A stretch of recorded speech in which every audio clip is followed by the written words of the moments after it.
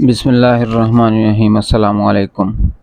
अल्लामा Iqbal open university के जैसा कि आपको पता है कि वर्कशॉप स्टार्ट हो गई हुई है।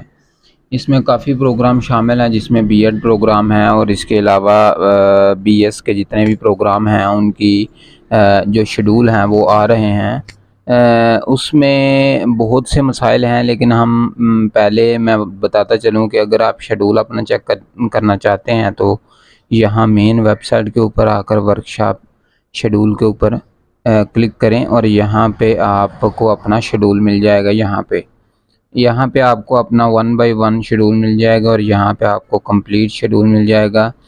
अब हम आते हैं इसके मसाइल की तरफ। जब हम वर्कशॉप अटेंड करने लगते हैं तो हम आगे ही एलएमएस पोर्टल के ऊपर आते हैं और सबसे पहला जो ऑप्शन है ओडीएल ऑनलाइन वर्कशॉप, इसके ऊपर हमने आना होता है और इसके बाद हमें जो इसका अपना आईडी लिखना होता है और आईडी लिखने के बाद हमने उसको साइन इन करना होता है। जैसे हम साइन इन कर लेते हैं तो उसके बाद हमारे कोर्सेज शो हो जाते हैं, हमारी सारी डिटेल इसके अंदर आ जाती है। अब यहाँ पे ये देखें, ये कोर्सेज शो हो रहे हैं।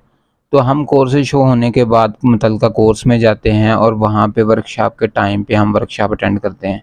लेकिन जो मसला अक्सर स्टूडेंट्स को आता है वो ये है कि जैसे आप मोबाइल के ऊपर लॉगिन करते हैं तो आप वर्कशॉप तक नहीं पहुंचते, बल्कि वहाँ पे कुछ और ही आ रहा होता है, आप डायरेक्ट क्लास में नहीं पहुंच पाते।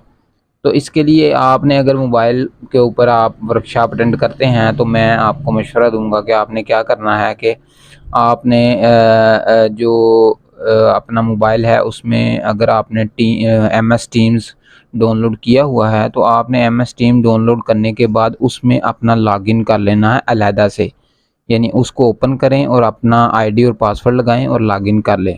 उसके बाद जब वर्कशॉप का टाइम हो तो फिर आपने इसी तरह आगे एलएमएस पोर्टल पे आना है और पोर्टल पे आने के बाद आपने ओडीएल ऑनलाइन वर्कशॉप पे आना है और मुतलका जो कोर्स है उसके ऊपर जैसे आप क्लिक करेंगे और क्लास के टाइम में आप उसको करेंगे तो ज्वाइन का बटन आ जाएगा। जैसे ही ज्वाइन करेंगे तो आप क्लास में दाखिल हो जाएंगे। तो ये इशू बहुत से स्टूडेंट्स को फेस करना पड़ रहा है, लेकिन उनको समझ नहीं आ रही कि क्या हो रहा है।